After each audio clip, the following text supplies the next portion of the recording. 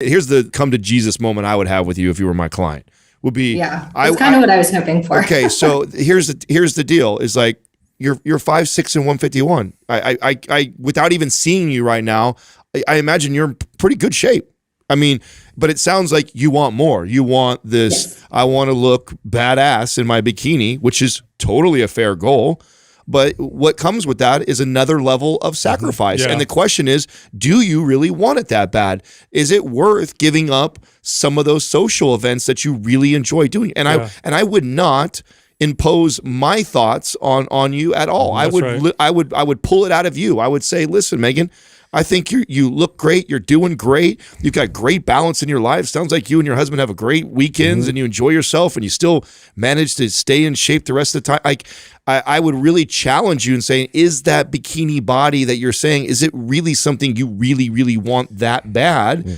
And if so, then we have to evaluate some of these other things that you're doing that fly right in the face of those results. Hey, real quick, here's the giveaway for today. The new MAPS program. We just released it, MAPS Symmetry. One of you will get it for free. You just got to do this. Leave a comment below, subscribe to this channel, and turn on notifications. If we like your comment, we'll notify you, and you get free access to the newest and most exciting MAPS workout program. This is a program designed specifically to balance out the body and develop a symmetrical, beautiful physique and a strong physique. There's actually a 5x5 phase in this program towards the end. It's really cool. By the way, it is a launch. It is a brand new program. So for everyone else, if you want to sign up for it, check this out, right? It'll normally retail at $177, but right now you can get MAPS Symmetry for $97, plus we will throw in some free stuff. We have the Muscle Building Secrets of Isometrics. That's an ebook. That's normally $47. You get that for free. Plus, we have Reverse Dieting 101. If you want to learn how to reverse diet to boost your metabolism, eat more protein, more calories, and still get leaner, this is a great ebook. That's going to be $47, but that's also for free. So, little recap. $97 gives you MAPS Symmetry, newest MAPS program, plus the Muscle Building Secrets of Isometrics ebook, plus Reverse Dieting 101 ebook, all included with that one price. If you're interested, go to mapssymmetry.com and then use the code SYM50 for the giveaways and that discount. All right, here comes the rest of the show. Be science-based, but don't be science-bound. Science is a very effective tool to figure out the truth and what works and what doesn't work, but it is not an ideology or religion. Becoming science-bound can really cause lots of problems. Was that our good friend Max who said that? Max Lugavere said that quote. And I loved it so much because I've been trying to communicate that for a long time now. I just didn't have an exceptional quote that really kind of puts it all together. And a lot of the examples I'll use, and I'll use obviously the health industry because that's the one that I'm most privy to.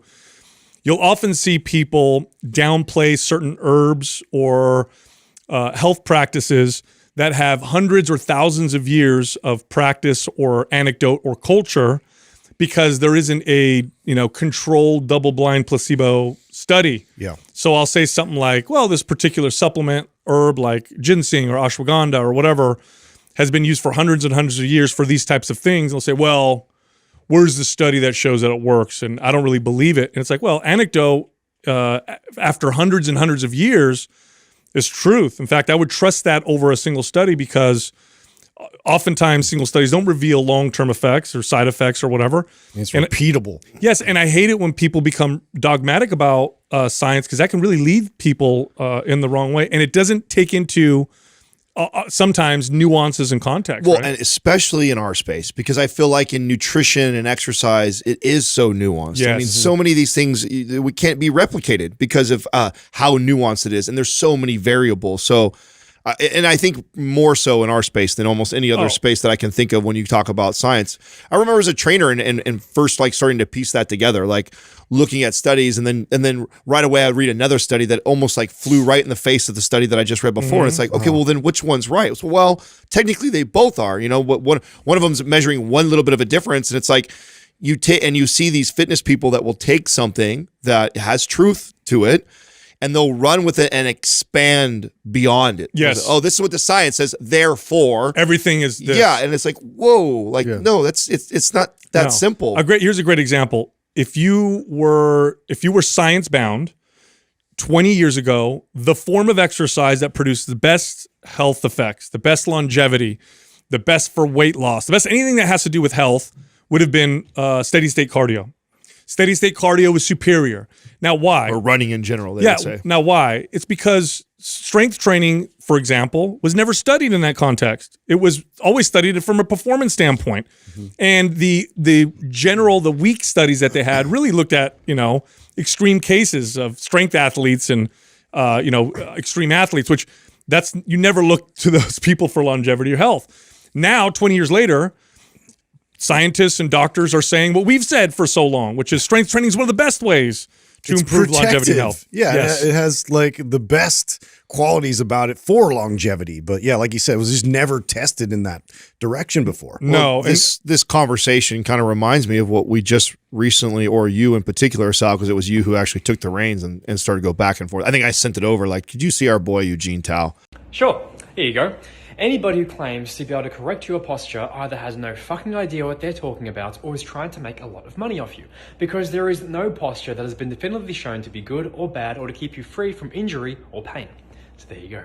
And I sent over the message, and then Sal was like, I can't help myself. I have to talk about this because I feel like I know his intentions. He has two major intentions. Like there are certain people that I know that he's trying to address that are scammers that are out there that are trying to just get people's money. So I appreciate that. But the other thing he's trying to do is to say something that's controversial that that some of us may think is common knowledge, kind of to create a tension and argument and debate, which feeds the Instagram algorithm, which gives him more likes, views, and people following him. I can appreciate that. The only thing I don't like about it is you have to be careful because through that process, what he did is he confused the shit out of, I guarantee he's going to confuse the hell out of a lot of desired outcome. You always got to keep that top of mind. And point them in the wrong direction. Because his original statement on there was, if a coach or trainer tells you that they could help correct your posture or improve your posture through exercise, something along those lines, they're ripping you off, right? And it's like, whoa, what? Yeah. No. And so then there was someone else that commented underneath and brought up studies about exercises to improve posture and the either insignificant or small improvements in pain relief. Therefore, it's a waste of time. And that's a great example of being science-bound because pain is so complex. You can't use that as the only metric. In fact, you could give someone, there's studies that show you could give someone antidepressants and their back pain disappears, or someone could be stressed out or anxious and they experience pain differently, or people who work out experience pain differently than people who don't. And you talk to any pain specialist, just how challenging it is to treat pain because it's such a complex thing. So if you use that as your metric, I mean, here's another example. There's a study, and we'll link it, that showed that there were people who got a fake knee surgery and they compared it to people who got a real knee surgery. Yeah. And the people with the fake knee surgery had just as much pain relief as the people who got the real knee surgery. So that mean knee surgery is all fake and garbage? No. Now I can make a clickbaity post and say, knee surgery. Any doctor tells you need knee surgery, they're ripping you off. It's obviously more complex than that. So him and I went back and forth, and in his comments, he essentially said, "Oh yeah, it's way more complex." I'm like, "Well, you got to correct what you said, dude, because a lot of people are going to hear that, immediately jump to it, see the 2 or 3 studies, and be like, training to correct posture is a waste of time." And the irony is, he puts out such great content. I see him posting mobility stuff, and why fuck around with mobility then? Yeah. I mean, how do you reconcile that you don't want to improve posture? So what's the point of mobility? Just to improve movement, but we're not really trying to fix posture or have more optimal posture. Like, it reminds me of the camp that also gets all crazy about good bad food. Like it's like, oh, and I know that's what he was attacking, right? That it's bad posture. He was attacking the verbiage that some coaches and trainers use to make their point that, hey, you have bad posture. Oh, well, technically, we don't know if that's bad posture. Like sort of like marketing it as being negative right away to pull you in to sell you something.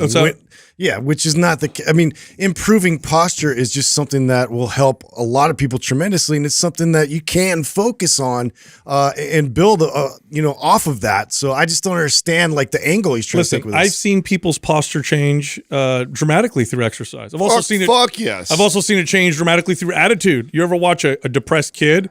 lighten up and watch their posture change. Lots of things change posture, and posture is quite an important thing. And so should I just like throw out all of what I learned in biomechanics? Yeah. Should I just learn about, like every like optimal position of the joint and its function? Like you can improve these things. Well, the whole like there's no good or bad, it's very strange. I even said it in the comments. I said it's a very postmodernist like take, like there is no good or bad. What's up is down, actually. It's all relative. Yeah. No, Yeah. no, it doesn't work that way. Here's the thing though. There's some truth to that. But the problem is like when you're trying to convey something to the general population to get a point across to help them or better them. Yeah. Dude, this is the same problem I had with way back when the first time that we addressed him on the show with the squat thing.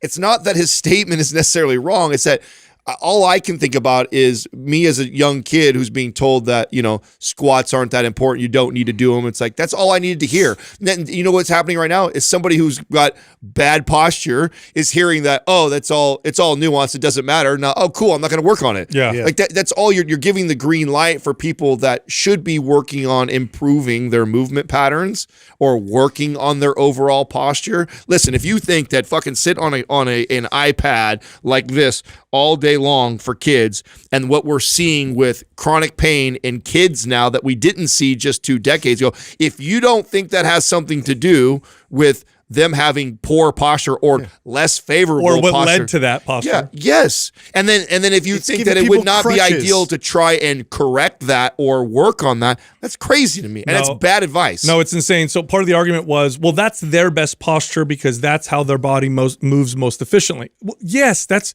why we have movement patterns. If you always walk on your tippy toes, your body will learn how to do that best, and that becomes your default pattern. That's your most efficient pattern. But does that mean that is generally the most efficient, best pattern for your body? No. We can correct it and train it. Your body's always looking for that data. Yes. You're providing your body with that data every single day. Yes. How you do something is how you do everything. It's how I pick something up. I fall in the default pattern. But guess what? Can I manipulate that pattern? I absolutely can. I can improve that every single time I go to attempt it. Yeah, I use the example of like forward head. And I said, the muscles that support the neck just through leverage have to support a lot more weight when the head is forward. He said, well, is that necessarily a good or bad thing? I said, well, okay. Here's the problem, first off, with some of these studies. You change someone's posture from more favorable to less favorable, you may not see necessarily more pain or reduced performance necessarily right away. But you follow along and find me a study that goes 5 or 10 years, right? This is when it starts to become a problem. Also, it's not just about pain. It's how do you feel, performance, your energy levels, like these things all play a big role. So, I mean, and I've seen this firsthand myself all the time, but it doesn't make any sense. As you strengthen and train your body, look, athletes all the time train with coaches to change movement patterns. Go hire a running coach. They will watch your running pattern, and they're not going to say, "Well, that's your best running pattern." Yes, just run harder. They're gonna be like, "No. There's a faster, more efficient way to run." Yeah. And I know it's awkward for you right now, and it's going to take us a while to learn this and get your body used to this. But here's what we're going to do. We're going to do it because ultimately it's more efficient, it's faster, and better performance. How is this message any different than healthy at any size? Exactly. This is the same exact message, and it's so frustrating to me because it's not empowering. It's saying, let's accept just whatever you're presenting, like your health wise it is what it is. So you might as well just be happy. Yes, and of course there's nuance. For example, I'll use a good example, like forward shoulder, right? So forward shoulder is typically regarded as a less favorable posture for your body, causes more stress on the body. It's not as biomechanically advantageous. It tends to lead to tightness in the upper neck, maybe even tightness in the upper mid back, sometimes shoulder issues because the shoulders don't work as optimally when you're pressing or doing other exercises. However, is that posture better if you're a boxer? It can be. You ever watch boxer fight? You're not supposed to stand with your chest out. You want to have forward shoulder and cover yourself up. And but now you're talking about performance. Correct. Completely different. Correct. That's what I mean by the nuance, yes. right? So in certain situations, some postures can be better than others, but we're talking about general population. And when you see someone, look, I'm not going to take someone with a crazy anterior pelvic tilt and all of a sudden make them have this perfect anatomical.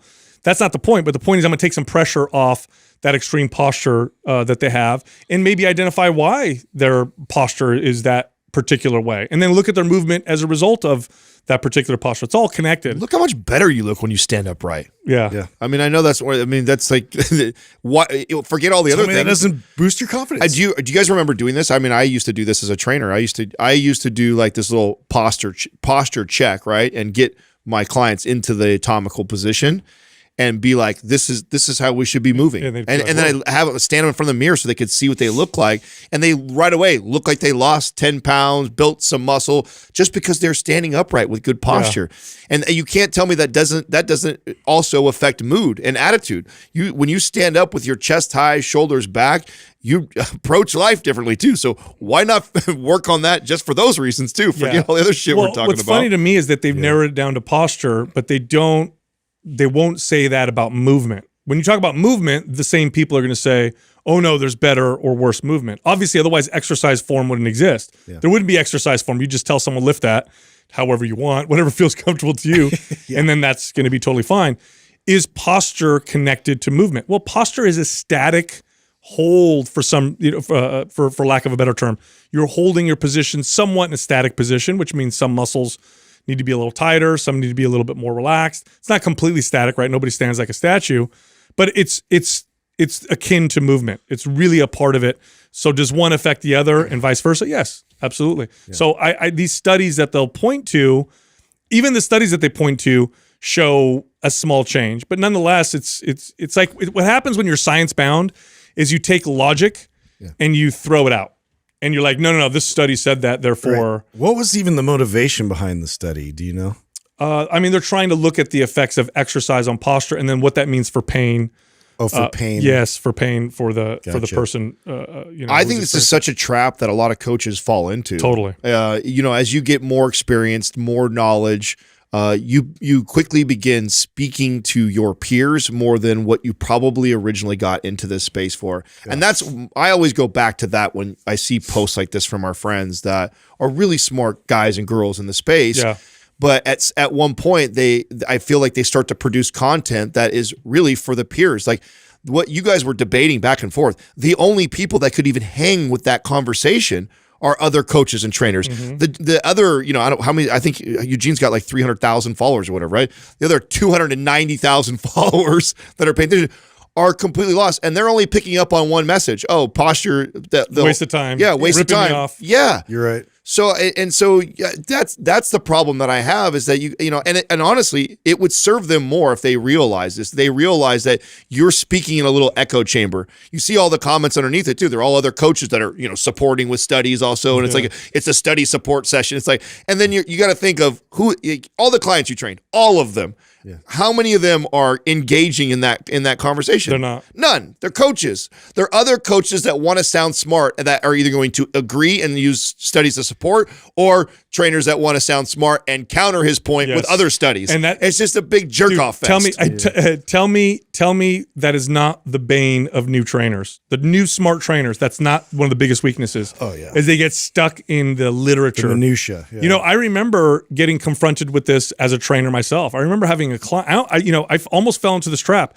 I had a client who he was a doctor and he did the Doctors Without Borders. This is where they volunteer their time. They go all over the world and they help, people out, whatever. Very nice guy. Love this guy. He's still a good friend of mine.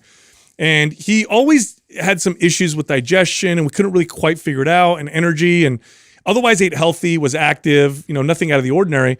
So it was just something we couldn't really figure out. Anyway, he traveled somewhere, far corner of the world, lived with a tribe, and ate a pretty much vegan diet, okay? Comes back and he goes, I feel amazing. Now, the science says, true, that vegans suffer from higher rates of nutrient deficiencies. We obviously evolved eating meat for exercise performance. The studies will show it tends to be superior, a well-planned omnivore diet versus a well-planned vegan diet, blah, blah, blah, blah, blah. So I was almost like skeptical. But at the end of the day, I had a guy in front of me who says, and I know the guy, and he feels good eating this way. So I said, well, that's weird. You are stronger. You do seem to have better performance. This never happens with any clients I've worked with. Let's follow along and see what happens. And it turns out that his body worked better that way. But if I was science bound, I would have pushed against it and maybe convinced him even to not listen to his body. So that's the big point. I here. feel like you were, because normally you don't engage in that stuff, but I feel like you were extra fired up because we literally just created a program to help people in this direction. It's top of mind. Yeah, it was. It was just like, I feel like that was a shot across the bow right there. Yeah, he didn't even know. He doesn't know, Yeah, right? He has no idea that we just created this program called Map Symmetry, and it's literally trying to help people balance out. Yeah, well, Map Symmetry does that, but it's it's also it's a lot more than that. Yeah, but, it's like, but I know that's a component of it, and so I would just think. I mean, look, a lot of our programs, when we create the programs, that's a consideration. We're always considering how is this going to affect someone's movement and muscle, especially for your patterns. average person. Absolutely, yeah, not your super athlete or bodybuilder or somebody that's like a gym rat. Thank you. Just your average person. You know how many DMs I get on the regular? I was literally reading one this morning from people that have taken the advice from us on our Prime Pro and literally just followed that webinar for the last couple of years and how much it's like changed their life. So rad. Like, oh, Adam, I'm pain free now. I've never been able to squat this deep. Oh my God, I'm so glad I found you guys. And I felt it's so crazy to me. It's like that but you person can't consider antidote. I just feel like that person, that same type of a person in that same place 2-3 years ago comes across a post like that Eugenia did and is now like, oh, well, maybe I shouldn't fuck around and waste my time with that. And then no, like, and here's the irony, right? Like it's almost like people think there's a line, and I either create a program that maximizes muscle growth and aesthetics and fat loss, or I create one that makes me move better and feel better, and I have to choose. The truth is, the ones that are the most effective long term to build muscle, burn body fat, make you look good, take very strong consideration of getting you to move better. Yep. They work together, right? So Map Symmetry is like that. We created this program, and first off, the goal is to develop a symmetrical, balanced physique. So it's the first and only program I've ever seen where unilateral training is the core foundation of the workout. The foundation really is getting each side to connect the same, balance things out, create mirror form between right and left, balance the upper and lower body, how to really build a super balanced, aesthetic looking and functional physique through, the goal of symmetry. That's what the program is really all about. So, well, and again, to kind of, if the jab initially was at like a lot of the mobility gurus out there that just stay in the body weight mobility train that's forever, the other extreme. Right? Like, this is one of those things where we consider too, like you don't have to be there forever. This is another way you can mobilize the joint, stabilize and control by also like going through loaded exercises. Well, there is a segment of our coaching space that is exactly that. They're super mobility gurus, and they want to scare everybody into thinking that from doing any strength. Yeah, like you're compressing the spine. What's that one guy? That one guy is an example of this. That we used to talk about way back when. Functional patterns. Tried to get him on, and he wouldn't get on a plane. It was weird. Yeah, like so. He's extreme. And he has some good information. But yes, he's also another smart guy with really good information, but then just is using that same tactic, and so. I can appreciate that point, but again, you're talking about a very small segment of people that are probably listening. Well, hey, proof in the pudding. Map Symmetry ends with 5x5 bilateral barbell strength muscle building. That's the final phase in Map Symmetry. So there's your what proof. did all this work lead to? Yeah. Right? Like, let's now test it. Hey, look, try it out for yourself and see. And then you'll be like, oh yeah, the guys know what they're talking about. Hilarious. Hey, speaking of exercise and stuff, I have to say something that I have noticed that is different than anything else I've ever noticed in gyms. I've obviously lived in gyms for most of my life. It's actually kind of funny, right? I've been working out in gyms since I was 16. So I've actually been in gyms more than I've not. And you guys, I know it's very similar. I feel very at home. I mean, you're probably the one that slept in the gym the most. I actually did. I did. When I worked there, I would sleep there a couple times. But I grew up there, and you notice patterns, just like you guys. Like we walk into a gym and we immediately feel comfortable, and we know what's happening, and it's just something we're comfortable with. And I'm noticing a very interesting, and I can't speak for every gym. This is just the one I'm going to. This is over at Club Sport. Is that I'm seeing more women lift heavy and properly than men.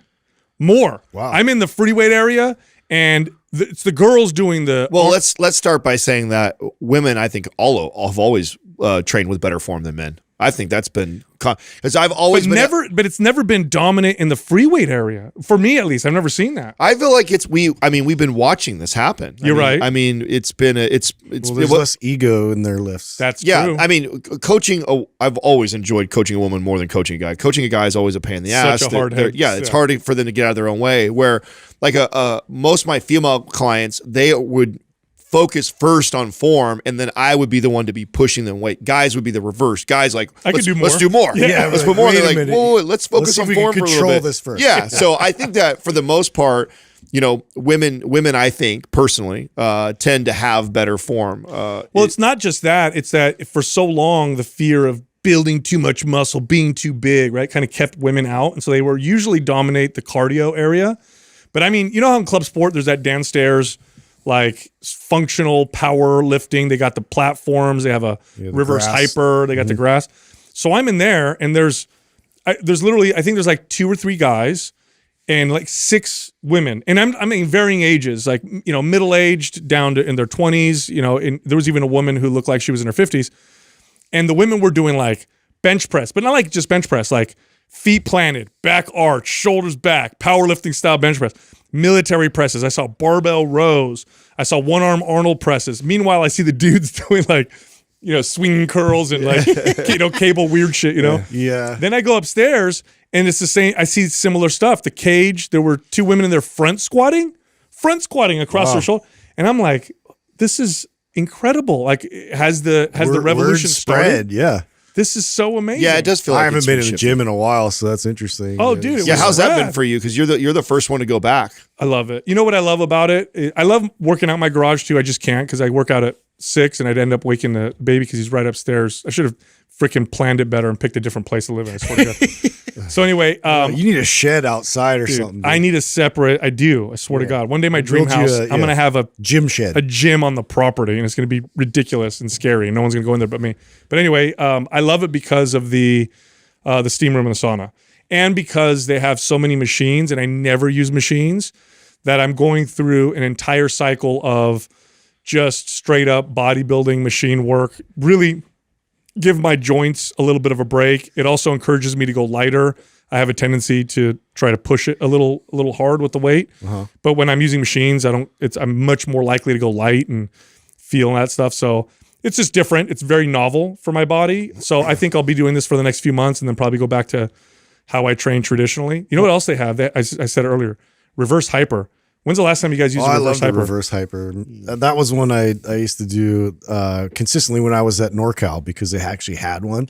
I was going to buy it for my house when I was experiencing all that back pain because it's another great The way. best. Yeah, to build up strength support there for your lower back. Oh, it's the best. I mean, I was doing it and I could feel how I have to articulate my spine a little better and isolate my hips. And it's hard for me. I'm not even able to use much resistance. And I'm like, Louis this is gonna be Simmons, great. didn't he invent He did. Rest in peace. Yeah, did. Did he invent it? Yeah, dude, Yeah. he did so much that I was like, going through, after he passed, like just seeing his impact was like enormous. Oh, his impact on strength training was just, that guy was a character. You guys know he was, 74, 75 when he died? Oh, really? He's been, Still squatting like crazy. bro, weight. he was using high doses to his own admission of anabolic steroids since he was 20 or something like that. Yeah. So he made it till he was 75.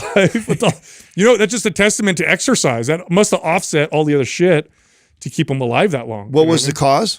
Yeah. I don't know. I don't know what he died of. Yeah, I'd have to Did look you read that, up. Doug? Did you? I saw everyone posting about it Yeah, I last don't week know. or whatever Yeah, I it didn't was. look at the Huge cause. impact on the strength sport and this powerlifting and stuff like that. Well, right before we got on air, we were actually having an interesting conversation that I wanted to finish, and we got interrupted. Is that you don't want to be a billionaire?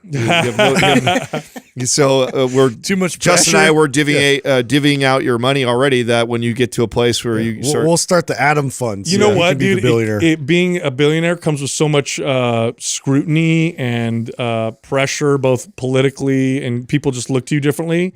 That I don't know if I'd want that, and I don't know if your lifestyle. Okay, maybe other people. My lifestyle wouldn't be different if I had 100 million versus a billion. I don't know what the hell I'd buy or do with a billion. Well, I don't That would be disagree with different. that. Well, what you- about so if you had to pick one, obviously you're going to pick Elon Musk, but like a Richard Branson or like somebody else that's like doing cool shit with it. Yeah. Like, who would you pick? Like, I don't know. I mean, what cool shit? I don't know what cool shit. What would I do? You guys know me. What Well, the fuck would I do? I'm in the funny space part that you race, say dude. that I is love because it. I know that you out of all of us, you're the one that wants to start a charity or a nonprofit. That's appealing. Sooner than the rest of us. And I mean, from what I've heard, okay, because I don't know a lot of billionaires, but when you reach that level, it no longer becomes about making money. You have so much money that you're taking care of, your family's taking care of. Now it's really what kind of impact can you make in the world? Yeah, I guess and I kind of feel like that's right in your wheelhouse of, I mean, how great would that be? You can do that big things. all you think about worldwide, is like, how can I really, leave a mark and really change? No, you're right.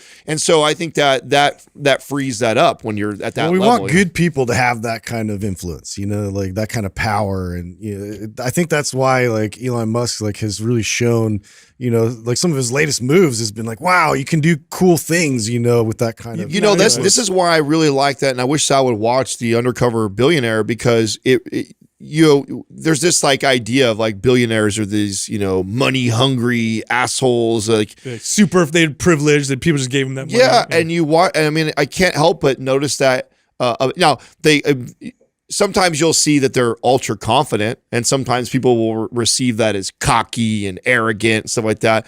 But then you watch them interact with people. I know it's a show, whatever, but I mean, like, you still see some things that nobody is coaching them to talk that way or interact. They have with disciplines and characteristics. Yes, that are just like, wow, I see why you're so yes, successful. Yeah. and they're admirable. No, it's true. And It's true. it's like they don't get highlighted because we're right now we have this weird time. I feel like they maybe billionaires and millionaires were celebrated 2 decades ago or something, but they're not. It's like weird. shameful. It's like shameful to be that. Yeah, wealthy. it doesn't make it. If you made your millions or your billions through the market, it means you've produced something that people value enough that they've voluntarily given you their money. So you've actually provided a tremendous amount of value to a lot of people, and that's for the most part commendable. Now, I know sometimes what people want can be distractions and alcohol and shit. I get that. So I'm not trying to be too general. I'm not trying to say that's perfect, but nonetheless, for the most part, you've produced something of so much value to so many people that they've said, please take my money. What you've done is so valuable that I want to do this. I mean, that's for the most part, that's good. That's what you want. So no, I agree. And what you said, it's interesting. I had a conversation with Jessica about this last night. Exactly this conversation. And I found, I wrote this a long time ago about this nonprofit that I wanted to do. And this was an idea I had for a long time. I forgot all about it. And it was that I wanted to figure out a way to connect coaches and trainers with people who are either going through cancer treatment or who survived and have beat cancer, because I had a personal connection to that. And I wanted to figure out some kind of a charity or something. I actually I remember writing this out, where coaches and trainers can be connected to people to help them through exercise rehab and the value that would bring. And it was just something that was, personal to me. I don't know what that would look like. Arthur Brooks did say, though, that he helps people create nonprofit. So I'm going to talk to him and see what the hell, because I have no idea. It feels like such a complicated thing. I love Arthur Brooks. I mean, I know he doesn't talk about economics as much, but he's an economist and one of my favorite economists, next to my other one, which is Peter Linneman, who I listen to. Yeah, so he's saying that there's no recession coming, we're going to crush. Well, no. He didn't say that. Oh, he didn't? No. He didn't say that. He's just very bullish about the economy right now and in the next couple of years. Oh, really? Yeah. No, he's just he thinks that we're gonna continue to see prosperity right now. And his logic behind that is what the GDP has grown over, year over year over year for so long. And that from that lockdown, it, basically took it to a screeching halt. And right now we're trending on average, I think it's 2.5% GDP growth year over year. And after we had that huge surge right now of like 3.5% or with that. And he goes, but when you look at that over the course of 3 years, we're actually already a little lower than average. And he goes, to average that back out, you're going to see it continue staying in this, he thinks, in this kind of 3.5% until it levels back down in the 2.5%. Oh, I see what you're saying. And of course there will be a quote unquote mini recession to bring it back down to that 2.5 or 2%.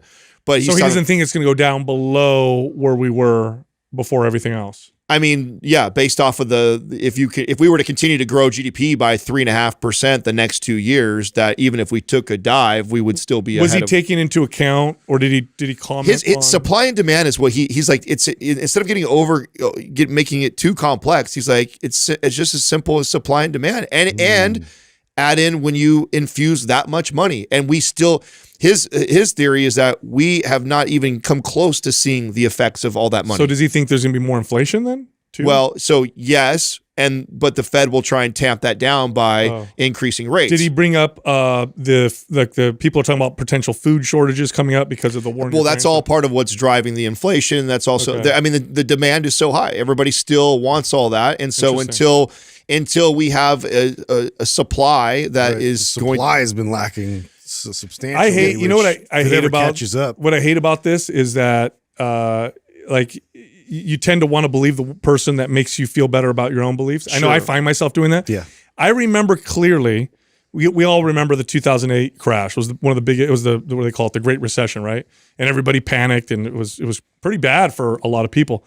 I remember literally the year before, or even the months leading into it, people were like, it's never going to go down. We're crushing this. There was, who was it? It was the Fed chairman at the time. Yeah. You talk literally like 6 months before. No, there's no indications of any issues. It's going to continue to grow. I mean, I intentionally listen to both sides, right? I'm always seeking out somebody who's like I've been listening to this one guy who's been, yelling like we're going to see 08 crash or worse. And I like him. He's got a lot of good information. And so, but I intentionally listen to him because he's on the other extreme. Is he one of those that sells gold? Yeah. He does. No, this one doesn't. But yeah, I know Peter Schiff is very much so like Schiff's big on gold. The sky is falling. Yeah. You know what's interesting about the last recession that we had was in 2012 was a record time for affordability for houses. Of course. In 2012. I mean, I still wouldn't have thought that. You're talking about over the last 20, 30 years or like that. I thought that was really interesting. There were 79% of United States homeowner or people that could buy homes, right, could afford homes at that time. You know what's funny about that? After 08, I remember also seeing this being in the Bay Area. House prices crashed everywhere, including the Bay Area. Always, of course, the Bay Area is more expensive than most places, but they did drop quite a bit. I remember smart people coming in and buying everything. I remember being like, but everything's crashing. Obviously, they were smart because everything, not only did it come back, but it went back. Well, I think that's his theory too of how the money's going to come out, right? Because we still have, after, I don't know how many trillions of dollars that we printed, but 10. We haven't spent all of that, and there's a lot of people that are waiting for that correction or that little mini recession to happen, which is his theory is 60 to 90 day. We'll see that, and then all you're gonna see is these people aggressively start buying again, especially when you look at where the interest rates are. I mean, it's gonna be, we're at 4 right now. It's gonna at the end of this year it'll probably be 4.5, maybe 5 at the highest. It's still low. When I bought my first house, I had an 80-20 split loan, and it was 8%? 9 and 13%. So an average of 11%. Do you know how high interest rates were in the 80s when they 80s it was crazy, inflation? like 15, 17%. Yeah. So, you have to, and that's how most people look at it like that. Their payment, can I afford this? They don't think of like, oh, the house is $200,000 more. It's like, can I afford this monthly payment? And I already told you guys, I think the other thing they're going to do to stimulate the economy is going to be to do the 40-year mortgage. There is parts of me that believe. I know we have slowed down dramatically, and I do think a correction is coming. I think we're going to see it at the end of this year and next year. But after listening to Linneman, I was just really surprised how bullish he was still. Wow. I mean, his thing that he says is like, I wouldn't bet against the U.S. economy. I wouldn't have. Everybody said how he like, if I would have told you all the things that happened, in 2019 or 2020. All that was going to happen, and where we would be at right now with things, would you have predicted that? No. It was like, hell no. Right. Nobody would have. No. Nobody would have thought that. Speaking of demand, I think I created some demand for Caldera today at the gym. So I was, so quick question. What are appropriate things that guys can compliment you on, and what are things that feel weird when you get complimented on by a guy? You're looking jacked. Like, I'll take that. Yeah, that's okay. Yeah, that's all right. Yeah. Right. That's like appropriate. A specific body part that gets a little weird. Yeah, like you have really nice hamstrings. Yeah, kind of weird. Your glutes are real big now. So I'm in there, right? I finished steam, and there's this older guy that's and he's very talkative, nice dude. So if I see him, we bullshit a little bit. and I'm done with the steam. I come out and I take my cold shower, and then I'm sitting in front of the mirror with my towel around me, and I have my Caldera out, and I'm gonna put the oil on my skin. So I take it out, open it, put some on my skin, rub it in. He goes, "Huh, what's that?" I said, "Oh, it's this face serum or whatever. It's really good." He goes, "That's why you have." I'm a big serum guy. He goes, "That's why you have such nice skin." He goes, "I was thinking that like." You've got really nice skin. I'm like, oh, I feel uncomfortable a little bit about that. I mean, I know the guy. Like, You start bringing it in your gym bag and hustling, probably. Yeah. I just Yeah, start start slinging slinging it. Caldera. Yeah. No, so he asked to see Old the you bottle. would've been Bring your doing that. trench coat, dude. No, he asked to see the bottle, and I showed him the bottle, and we started talking about it. And I'm like, no, it works really well. I said, my skin's oily, but it actually balances it out. And I said, I have friends with dry skin. It works really well. But I remember feeling weird, like, because he goes, it's different, right? If he goes, man, your arms are big. It's so I'm like, nice. Can yeah. I touch it? real Yeah, I'm quick? like, thanks for the compliment. Okay. He's like, yeah, I've been noticing your skin. You've got really nice skin. I'm like, huh? Yeah. Come on, dude. Well, I was gonna compliment Adam's like beard, super shiny. I don't know if you've been. Do you doing put it in your that, beard? too. Yeah. Oh, yeah. Yeah. No, I love to put it in my beard too. Yeah. I No just wonder. I do the whole thing. It's like glistening. You It know? does. Look at that. Glisten all over your body. What's that from? Now You know you're what that's making me from? uncomfortable. That's is it Coming to America? Oh, is that what's Water glisten all over your body. no. You know what is that from? Is that Soul Glow? That's my favorite, I love dude. that. When they dude. had this soul glow in their hair and they, Make that soul. Man, that's When gonna the drive family's me sitting- crazy. What is that from? I think it's Coming to America. it might be. Yeah, we'll go with that. No, the Soul Glow one's funny because then they're all sitting up against the wall and they come off and They there's leave an just oil a stain, There's an like oil a- slick on there, Oh man. which is hilarious. Anyway, I got some cool studies to share with you guys. Oh, but you have to talk about the alien UFO recent stuff Oh, too. shit! Have you seen that? Before that, Well, I saw the Joe Rogan post, but I didn't go. I'm not like you guys, where you guys see that stuff and get So all there's a crazy Freedom and of Information go Act read that 4 passed. hours of articles There's around a- UFOs. So there's something called the Freedom of somebody's got to pay attention, Adam. Yeah, no, I appreciate it. I'm not. That's not me shaming you at all. It just goes to show you how crazy times are. With news comes out like this, and it's like on the. I'll fourth worry about page. the economy for us, so we don't go broke. Yeah, exactly. You guys keep me informed on the keep UFOs. the pulse there. We'll keep the pulse on the alien invasion. Okay, like thank us later. Save your money. The aliens are coming. Okay, you got to. Anyway, Speaking of aliens coming, I heard that there's reports of being pregnant. that's part of it. What? So, Freedom of Information Act is an act that passed that requires classified information to be released after a certain period of time. So, some of this information got released, and these are reports of people getting brain damage, having unexplained being pregnant, unexplained, and there was something else, skin Immaculate burns, conceptions. radiation. So naturally, aliens. Is that how we go there? Like- Default. What? But yeah, I know that's the funny part. Like, I wonder if some women's like she cheated on her husband. She's like, what the fuck do I say? Deny. There was this light, and then I was I pregnant. already lied about the first one and said it was God giving me. What do I say with the second? No, Wait a but minute, I think they probe you anally. Like, what are we talking about here? Yeah, that's what I say. Yeah. It's anal probing. Okay, so You're not tell gonna me. get Okay, so pregnant. tell me more about this. So These are reports first that of get all, I investigated. actually didn't know that. So huh? I didn't know what. the Freedom Act. You said what'd you? Oh, Freedom of Information Act. Freedom of Information. So is that relatively new? I didn't know that. I didn't know we had. No, that. they passed that. No, that's- I yeah. want to say 10 years ago. I don't know if Doug can look it up. That's maybe. how we get all this crazy information from like the Well, okay, so FBI, CIA, like all these like. that's why programs I they was ran. wondering why all of a sudden this stuff is surfacing. I was like, why are we all of a sudden? I'm always thinking like, okay, what's the What are they trying to what's the cover? desired outcome here, or distraction, or whatever that. But I didn't know this was in place where they have to release. And is it just like a certain time frame? Is Yeah, it it's after yeah. every like 10 years? What does it or say, Doug? something? 1966. That's when it came out? Yep. Oh, shit. I So don't it's know. like It's that 50 old. years then. Is it So- 50? Is so that what you said? let's 55 read- years. Every 55. So at 55. No. I mean, it's 55 years ago.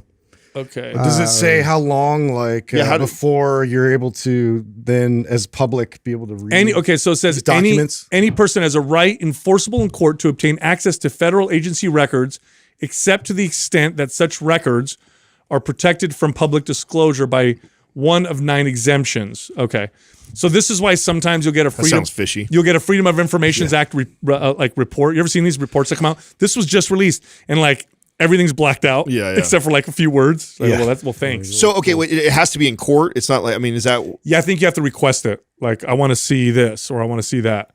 I don't know. Was that old? I thought it was something that was a little, it was newer. Well, anyway, these are reports of people that they investigated and they couldn't explain it. Well, yeah, they had radiation burns. We don't know how the hell they yeah. got radiation burns. Yeah. Or this brain damage, started happening. It's unexplained. We don't know. Aliens, though, I don't know. Yeah, I don't know about naturally. that. But they said it was I don't aliens. know. It's fun to think, but Yeah. yeah. All right, it's fishy. back to Yeah. cool studies. They're coming out with drug releasing contact lenses. Drug releasing. So like drips in your eye. Yeah, for allergies. So people will put these contact Bro, my lenses on. allergies are killing me today. I know you got excited for Oh. that. So you put these contact lenses on and it's anti-allergy directly in your eye.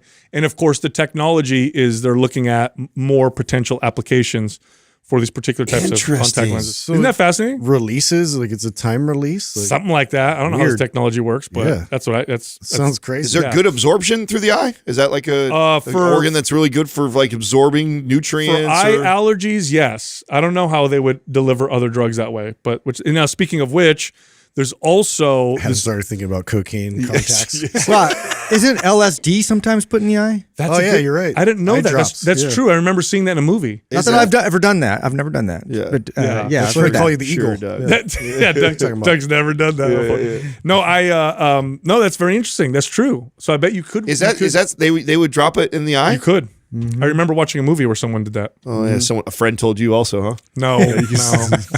So of all, innocent, That's you all two. it takes. First of all, if I ever tried heard. a psychedelic, the last thing I would do is do it in a weird way. I'd be like, I'm already scared. I'm not gonna do it in a weird way. You know what I mean? I'm already nervous. Then there's some other science that's coming out where they're starting to develop drugs where they will test your DNA to find the most efficacious combination or types of drugs for your body, because there are certain instances where some drugs, which work very well for some people, can cause adverse effects in other people or no effects. For example, pain relievers like codeine don't work in about 5% of the population at all. So Yeah. they have to find, and the only way you know is if you test it. Or like a higher amount. Like I know for redheads, like in terms of like pain medication, it's you gotta like double the dose almost. Katrina, That's you know what true. Katrina says? She claims that she gets nothing but nightmares from that. Opiates? Yeah. Me neither. Really? Same thing. Yeah. She's like, I don't feel any pain relief at all, and all I get is nightmares. Yep. Wow, that's Isn't that weird? Look at this. But she's not the first person I've heard say that. I've heard other people say the same thing too. Strange. Now look at this. Yeah. The genetic code, here's another one. So the genetic code of 1 in 500 people puts them at a high risk of losing their hearing if they take particular types of antibiotics. But the only way to know is if you give them the antibiotic. So what they're starting to develop are DNA tests that will help them identify so that they don't have these types of accidents. Here's another one.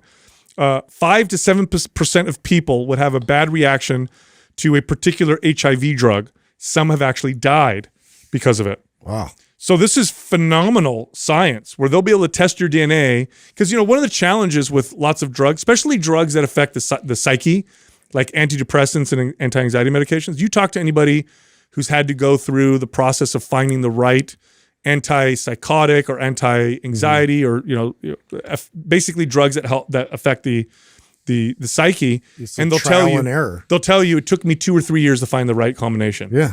I've And heard that. it's all trial and error. Like, imagine if we could erase that long period of shitty combinations where, oh, I felt like a zombie. Oh my God, I felt like killing myself. Like, these are I have a common lot stories. of pain. Actually, here's some nightmares. You know, like, what? Thanks, Doc. Like, what the fuck? That's exactly what happens to crazy. me with that. So I have a confession, Uh-oh. and our partners over at Live On Labs will appreciate this. So I thought I had tried them all. I obviously had not, because I asked you the other day about the uptake on creatine. And is that what it is? The alpha lipoic acid helps speed up the uptake or Increases- absorb more? Yes, you'll absorb more creatine when you take alpha lipoic acid with it, which is great because the other way to do it would be just take a bunch of sugar. So instead of taking a bunch of sugar, you could use alpha lipoic acid. Yeah. So I used it yesterday after my workout, and it actually tastes good.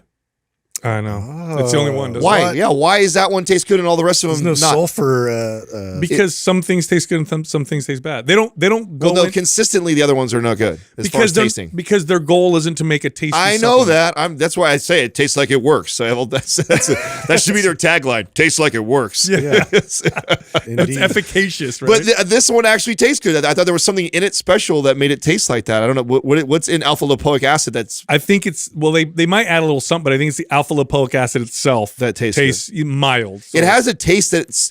What else would you find that in? Is there anything where we would find that I in don't something? know. Because it has a taste that I recognize. Like, where have I had this before? I was gonna make a bad joke. This but is, Please don't. save it. Save it. Like you don't want to know where this comes from. I'm gonna look it up. Wow, Then I did there's a not. high amount of alpha I lipoic actually have acid no in idea what it semen. tastes like. I didn't know you were that much into whales. You know. Yeah. Whale semen contains a lot of alpha lipoic acid. That's Adam. where I was going. Very strange. Another supplement that they have is their L-carnitine. Yeah. Acetyl L-carnitine. Now that's traditionally in pre-workouts. Yeah, and one of my favorite things about that is it increases androgen receptor density. All right, what does that mean? Your androgen receptors are what your testosterone attached to, and studies have actually shown that androgen receptor density has a much higher impact on your ability to build muscle and strength than your testosterone levels do. They actually did a big study where they took a bunch of men who didn't have extreme low levels of testosterone. So it was like, somewhere in the middle, but there was a range between low, middle to high. And they wanted to see if those testosterone levels were correlated to strength and muscle gain. They also tested them all for androgen receptor density. Yeah. Androgen receptor density was a far better predictor. Oh, I remember when Dr. Rand shared this. Right? He told you that, didn't he? He did. Originally? Yeah, he said that to me actually because of how I had a lot of side effects from low testosterone, but some didn't. I didn't have that big of a side effect. And he said, well, you might have more androgen receptor density in your body.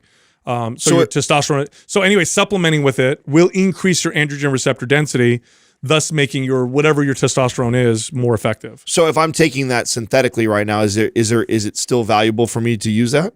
What do you mean?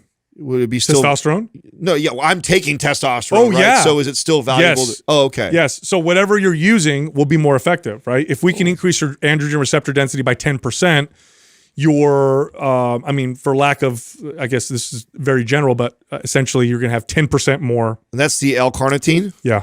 Okay. Yeah. L-carnitine does that. So I should have done that all together. Speaking of you which, probably could have told me that when speaking I was of taking which, it, so as of the nice. airing of this episode, Just withholding information. Doug, as of the airing of this episode, when's the next live Q&A in our hormone forum? Is it tomorrow? That is correct. Yeah. Okay, so we drop this episode tomorrow. You can go on Facebook, and is it Mind Pump Hormones? Yes. Yes. Mind Pump Hormones on Facebook. Okay, yes. so it's a group. It's not private. Anybody can join. We got Dr. Todd in there. And then Dr. Todd goes in there and answers whatever questions people have about hormones or about hormone replacement therapy or about peptides. And this is the company that we work with. He's one of the doctors there. And if you want a consultation, well, they'll go through and do all the tests. That's different. That's mphormones.com. Right. So that's April 13th at 5 p.m. Pacific. 5 p.m. Pacific. Thanks, Doug. I didn't say that time. Awesome. How long is it? When's the launch for our program end? Yeah, on Sunday, this coming Sunday. Oh, Okay. right. So right now, Map Symmetry, brand new program. You can get it. So it'll retail for $177, and the sale price is a lot less, right? $97. $97. But you get it for $97, and then what you also get included for free are the Reverse Dieting 101 ebook, which we're going to sell for $47, but that's free.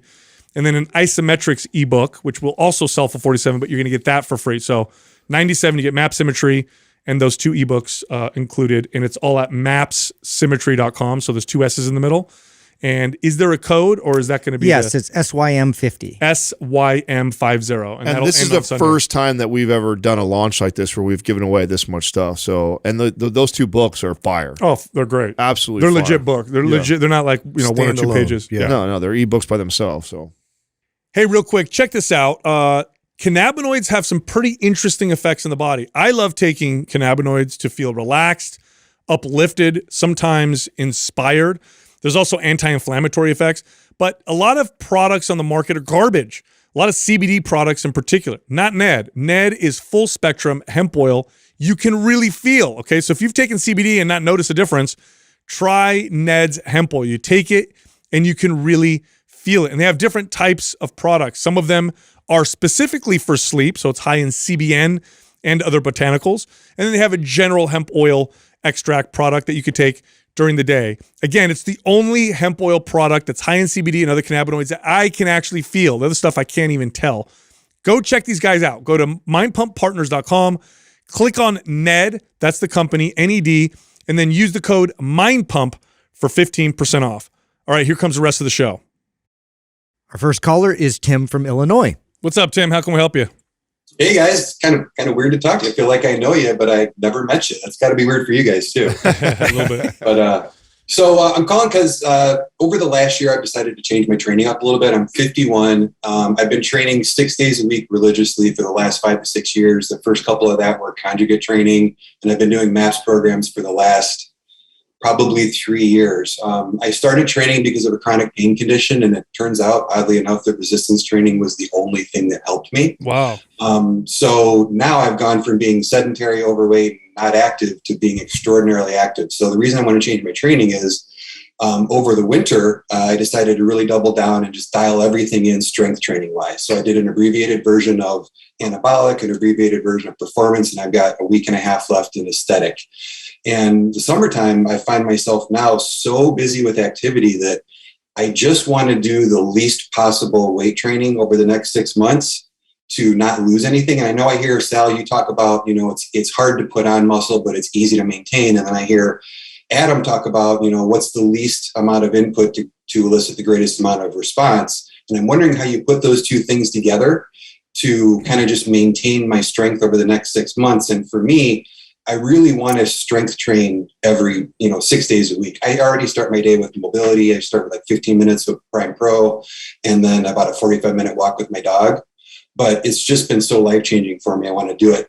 I don't know what I need to do. What I do know is I should never program for myself. So it'll become, 2 MAPS programs stacked on top of each other if I do it for myself. So I'm kind of wondering what your input is on a kind of a maintenance plan for the next 6 months. Well, I think we need to first reconcile so it sounds like you really want to still train 6 days a week though. I mean, yeah. You said the summer months you want to work out less, or you do. Yeah. So I want to be able to, what I was thinking is maybe like if I went in and did some, did like 15 minutes of sled work and then 15 minutes of farmer's carries, or if I did, 20 or 30 minutes of kettlebell work every day. Oh, okay. So enough to touch it. And I don't want to jump back in next winter and have lost a lot of ground.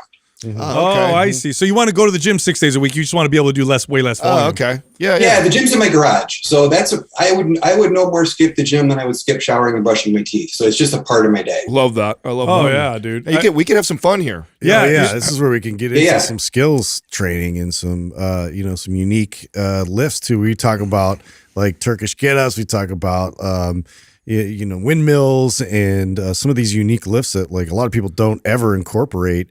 This is a perfect time to focus totally on that. what went through my head. You're on the exact same page as I am, Justin. Is I'm envisioning like a MAPS anabolic type of routine, and then the other 3 days that you're coming to the gym, it's maybe some trigger session with like a movement, and like that movement be Turkish get up one day, another day it's farmer carries. Then it sounds like you were already kind of thinking in this direction, and I love that. Well, I wanted to maybe not, because I did look at maybe taking like a MAPS anabolic and just splitting it up so I could just do a portion of because I'm so busy in the summertime. I'm putting in 10 to 15 miles a day. I'm hiking, I'm climbing, I'm disc golfing, I'm doing lots of stuff. Yeah. So I want to cut down the time as much as possible. So if I could get, if I maybe split anabolic into, 6 different sessions and not do trigger sessions, or I love that too. Sure. I do that right now. That's very similar to how I train right now. Is I follow a MAPS anabolic type protocol. Like last week, I trained 5 days.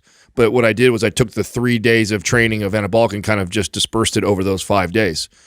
So yeah, I mean, the cool part about this is that there's a lot of different options that you can do, and it's really kind of what I think that you enjoy the most. That's most important. I love the fact that you've made working out in your garage like brushing your teeth or showering, and I never want to tell a client who's built that system like that for themselves and consistency to say, hey, you should really take 3 days off and stop working out. Like, no, awesome. Just let's modify what it looks like. And your idea of splitting anabolic is totally cool. Your idea of just doing maybe farmer carries, I mean, they're neither one of them are wrong answers. Yeah, Tim, they've done studies on this, and they'll show that it's like 1/9 the volume is required to maintain strength and muscle that it took to build. Was it 1/9 or 1/7? Could I even cut down the number of sets in anabolic to make it even shorter? Just like I said, because I want to touch it as little as possible, but still maintain. I always overdo things. Yeah, so I won't do it right. What I would do if I were you is I would do 1 or 2 exercises every day. That's it. Mm-hmm. Now, if you're more functional focused during that period of time, you can make it more of a functional movement. You mentioned the sled. That would be one of them, for example. But a couple exercises for a few sets, 6 days a week would be perfect in combination with everything else that you're doing. And, pick the movements that feel the best. Obviously, the compound lifts are going to have a lot of carryover, but if you're really sore from hiking or climbing, or you have a big climb that day, then I would be more kind of mobility work that day. Have fun with it. Honestly, you've been working out for long enough now to where I think if you give yourself the 30-minute time limit to pick like 2 or 3 movements and you leave it up to whichever ones you feel are going to feel best for you, it's going to be hard to go wrong with that. Oh man, there's so much opportunity. I feel like to really work on sharpening your kettlebell swing, doing kettlebell snatches, like getting into mace bell training. There's just like lots of things people don't ever consider. This is, one of those things that I do it all the time just to keep my body functioning and moving properly and strength driven, but not always overloading it and giving it some time, away from just like, beating the crap out of it all the time. So I would try and really expand your mind in terms of like, learning a new skill that you can then bring with you coming back. Yeah. And Tim, consider this. You've heard us talk to athletes, right? About off-season training versus in-season training. For sure. Very similar to what you're doing. So off-season, you've already done that. Now you're in season. You're going to be climbing. You're going to be hiking. You're going to be, doing lots of walking and lots and lots of activity. Your workouts now should be really to prevent injury and maintain mobility. Don't do the workouts to improve performance, because otherwise you'll push yourself a little too hard and your chance or risk of injury will go up. So 30 minutes of what's going to make my body perform better for the important stuff, which is all the other stuff that you listed that you do during the summer. And then when you go back to winter training, you're going to crush. Perfect. No, that's good news, because I make Derrick Rose look bulletproof, so I injure real easily. So it's good to hear that. So yeah, that's great advice. I really appreciate it. Tim, while we have you, why don't you let the audience know where you have a blog? For the audience, if they don't know, this is the first time we've actually formally met here. You're our best affiliate that we have out there. You write all kinds of great articles around our programming, and obviously you've got a lot of experience in them. Why don't you give a shout out to where to find you?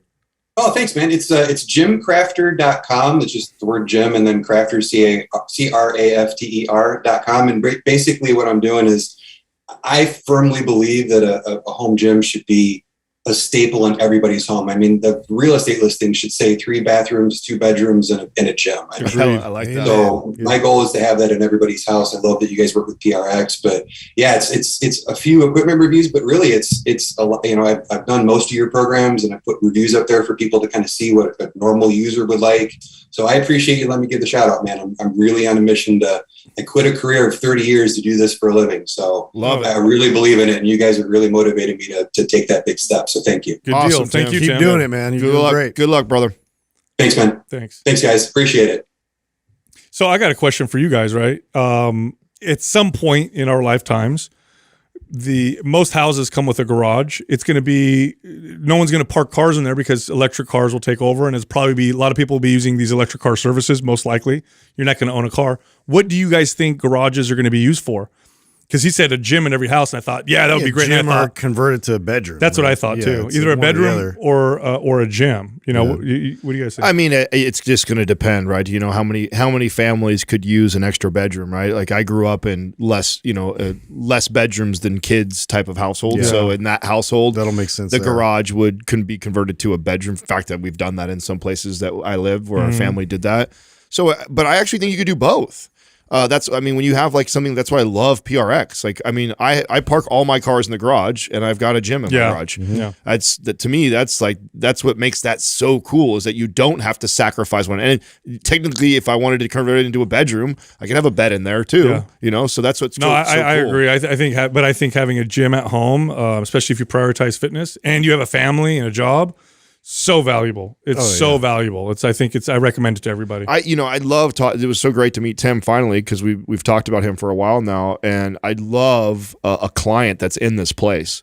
Yeah, because it's fun now. Yeah, and maybe the only challenging for me or us on the doing this on a podcast is that I wish I was kind of with him week to week to kind of feel him out. Like, are you liking that, or what do you think? You want to try this now? And I mean, this is a situation where I would try different things. Like Justin was saying, like to me, this is such a great opportunity to pick up a new movement. Yeah. You know, and practice at it and get good at it. Totally. And you're not training to lift a bunch of weight. You're training to get good at I something. think new. it's harder, for somebody to think of those things on their own. And that's to your point. Like if I was coaching him specifically, I would have a lot of fun with Yes. that mentality. Cause like I could introduce him to so many different things that it takes a lot of time to learn and develop these new skills. But then once you establish those skills and you get proficient at them, it complements so much of your workout. I did that one summer. One summer I did every day. I had a dip pull-up station. So I do dips, pull-ups, and jump rope. And I thought, I'm going to get good at this and just practice this every day for 20 minutes. And I got really good at all three of them in a very short period of time. So. Yep. Our next caller is Drew from Indiana. What's up, Drew? How can we help you? What's up, guys? Hey, thanks for having me on. You got it. All right. So I'll give you a little background. My wife and I have been consistently macro tracking for approximately the last 3.5 months. During that time, we completed MAPS Powerlift when we saw significant strength gains, however, no aesthetic gains in this phase, but by far our favorite program. We're now entering phase 2 of MAPS Aesthetic. Throughout Powerlift in phase 1 of MAPS Black, we were either in a slight caloric surplus or a maintenance phase. Now entering phase 2 of Aesthetic, we're starting our calorie deficit. So you guys will be happy to know in maintenance, she was eating roughly 2,600 calories with no weight change. Same for myself, but slightly higher calories. So prior to starting the program, I factored our macros using the old school nutritional guide from you guys. And then now using the new calculator off the website, there were some macro discrepancies, I guess, if you will. So the question is, can you manipulate your macros or is it all calorie based? I understand going in waves with some days being bulk, some days maintenance, and some days a cut, but manipulating fat and carbs from what is calculated, can you change your body composition or can you manipulate these based on how you feel and see the same aesthetic gains? Oh, that's so. For example, in the bulk, my wife felt and lifted better with higher fat and slightly under carbs, but she noticed no aesthetic gains, just strength gains. She's also 5 months postpartum and breastfeeding, which may have played a role in this. But would she have seen more aesthetic gains sticking to her macros to a T, or did that play no factor? Are we assuming calories are staying the same? Yes, sir. Yeah, most likely the same. And here's the thing. Keep in mind, when you manipulate carbohydrates, you're also going to end up seeing a difference in water retention in your body. For every 3 grams of carbohydrates you intake, your body holds on to 3 ounces of water. So if she if she were to reduce her carbohydrate intake, which could be a positive thing or a negative thing, looking at our physiques, like if the extra carbohydrates filled her muscle bellies out, it might make her look more fit. If the lower carbohydrate intake made her have a flatter look, it may make her muscles look less defined. But a lot of that is just the perception. It's not really what's going on body fat percentage wise. So if calories are the same, manipulating carbs or fat up or down is really not going to make a difference on their aesthetic goals. Really, it may temporarily for like a photo, but what's really going on body fat percentage wise and building muscle is going to be the same if calories are equal. And really the answer for somebody is, what do you feel best doing? Do you enjoy the higher fat? And I love to play with both, and I encourage people to do both, where you run a higher fat for a while and see how you feel, then run lower carb and then cycle them around. And I think it's good for us to kind of to mess with that. Sure. But we're splitting hairs as far as like, can you really make a difference aesthetically by not changing the calories, but by just manipulating macros? But visually, yes, like for temporarily, if that makes sense. You know what I'm saying? Like if I had you on the calories all the same and we're low carb, like really low carb for like 4 or 5 days in a row, calories all the same, and then all of a sudden I flip you to 350 grams of carbs, you will look different the next day. But it's not because you added a bunch more muscle or lost a bunch more fat. It's what we manipulated was the carb intake and probably the water retention that's going on. And so it will look different. So the feeling that she may have that she didn't really change aesthetically may be just because she was manipulating her carbohydrate intake. Does that make sense? Absolutely. Okay. Yeah, cool. Drew, ultimately, here's what the studies say, and this is just general, okay? Because, Adam said something that's very important. He referred to the individual experience because it can be very different from person to person.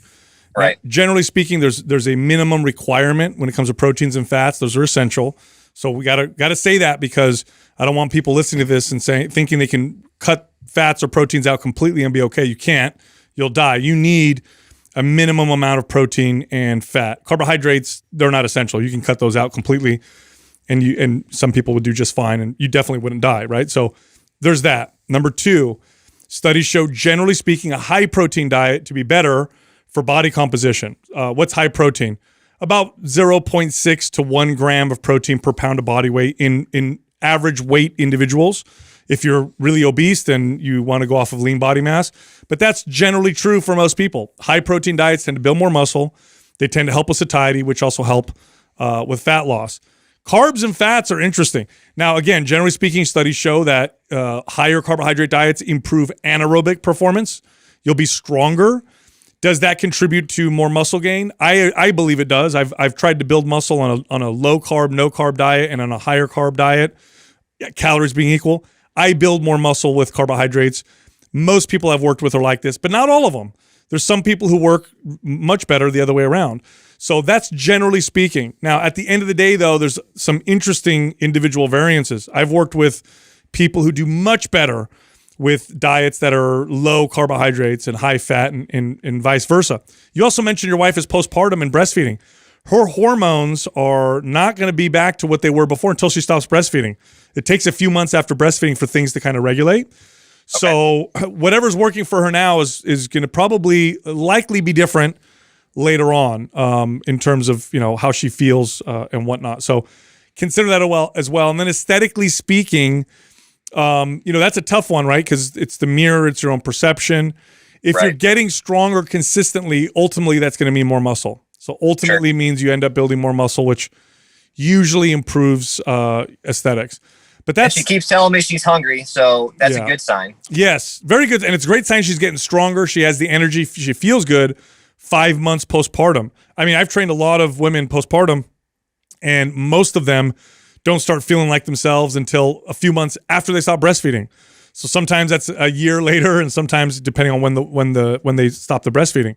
That's more common in my experience. It's less common for someone to feel great, a few months afterwards and they're still breastfeeding. So consider all those things. But at the end of the day, it's the individual variance. So don't question too much when it's based off of how you feel. If your wife says, I'm stronger and feel way better when my carbohydrates are low, don't think to yourself, well, studies show that carbs are better for anaerobic. No, believe her. Like that's what's going on for her. And the same thing is true for yourself. So I've seen some pretty wild variations, none of them outside of the general rules, but there's a lot of room within the kind of the general rules that I talked about. So consider that.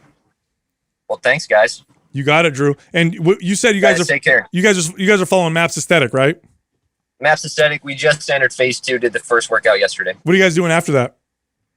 We're going to run MAPS OCR, I think. Oh wow! Awesome. Yeah, that'll be a great one. Do you guys have that program? I don't, sir. All right, you do now, Drew. Thanks, man. You guys are awesome. You got it, brother. Thank you.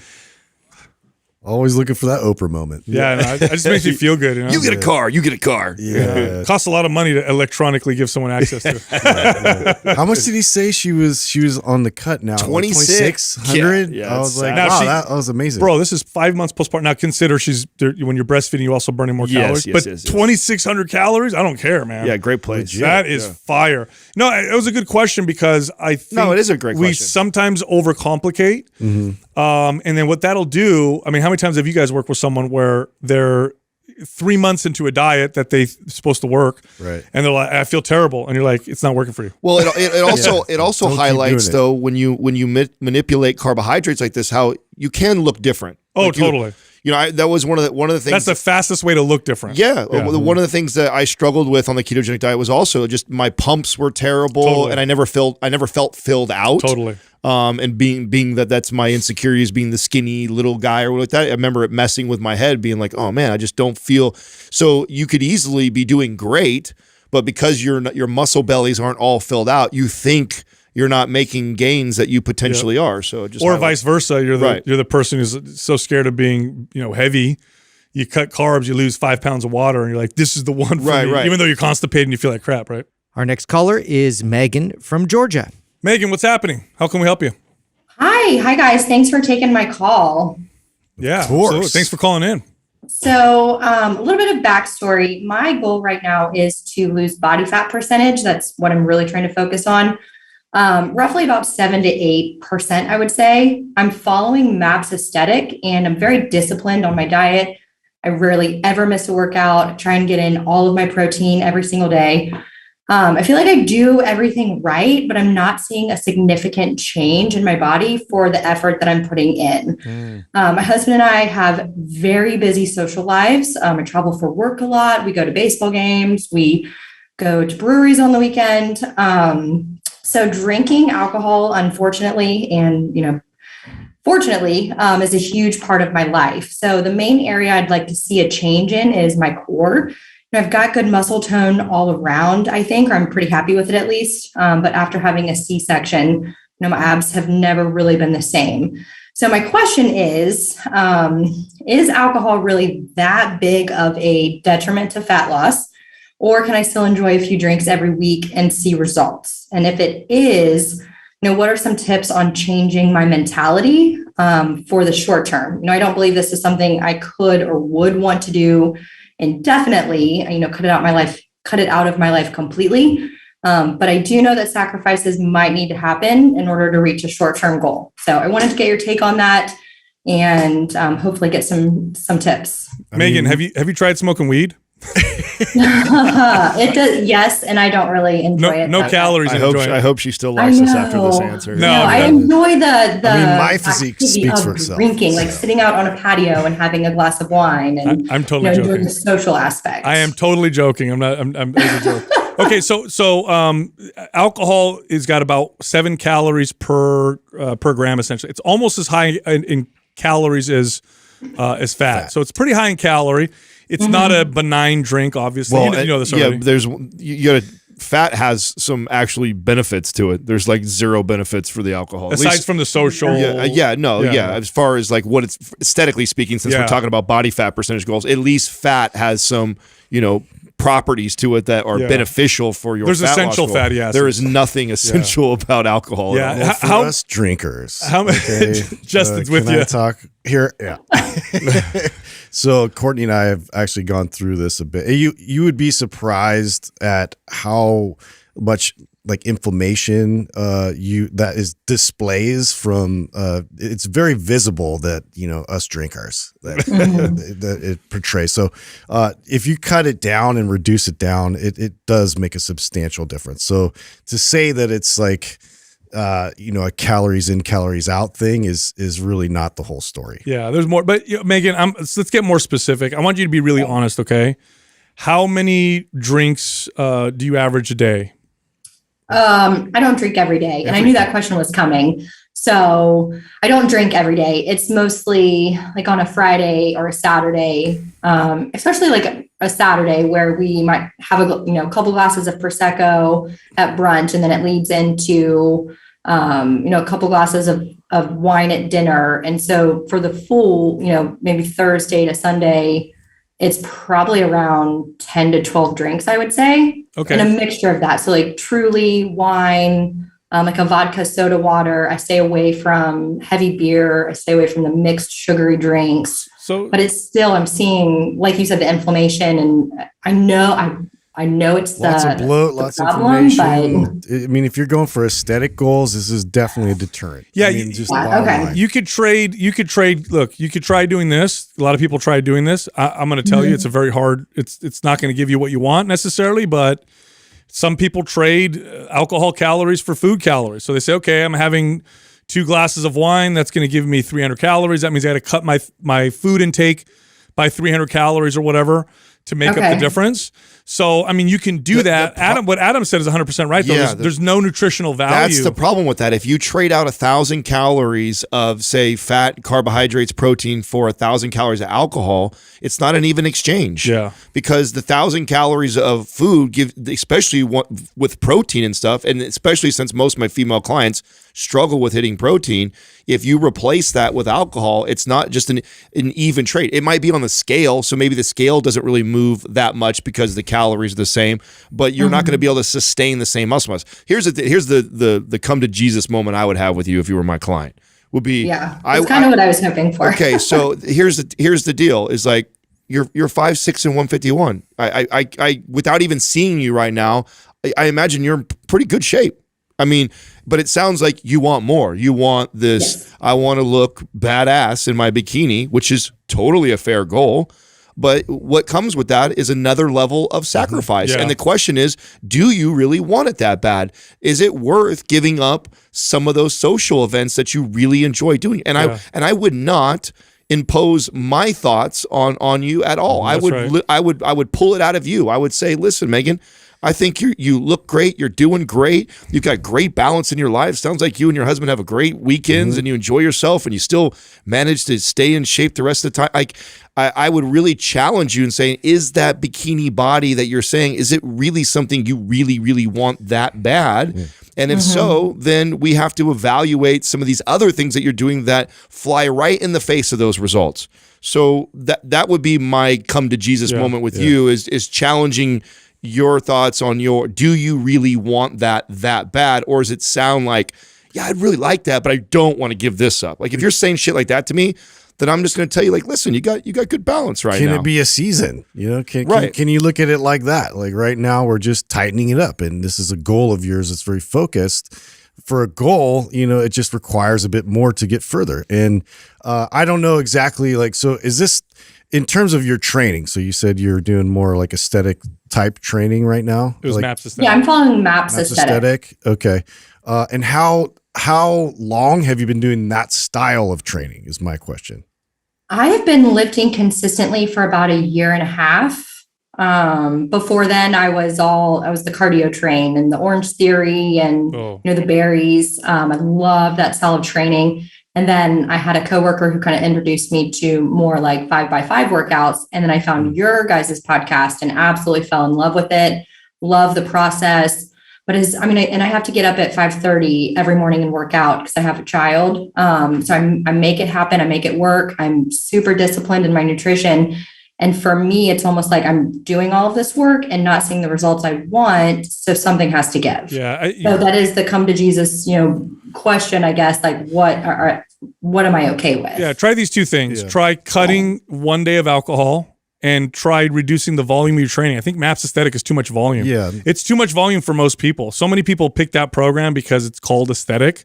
Yeah. But it's a lot of it's too much volume for me most of the time. Anabolic, yeah. Yeah, I follow MAPS aesthetic and then for 3 months I do stuff with low volume. I can't do it consistently. I've been working out for a long time, so I would say two things you could do. You could cut 1 day of alcohol, like Justin said, make it a season. That'll make a big difference, by the way. Yeah, when I train clients like you, because you sound like a lot of people I've trained, we cut 1 day of alcohol out and they're like, whoa, this is huge. It's crazy what a difference. 1 day. So you could do that. And then I would go MAPS performance or MAPS anabolic because aesthetic is a lot of volume.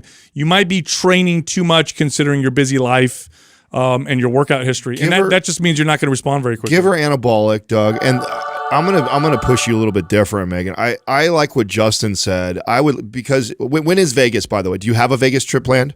I do. It's 6 weeks away. Okay. See, so this is what I would encourage you. Hey, 6 weeks of your life. I believe you can do anything.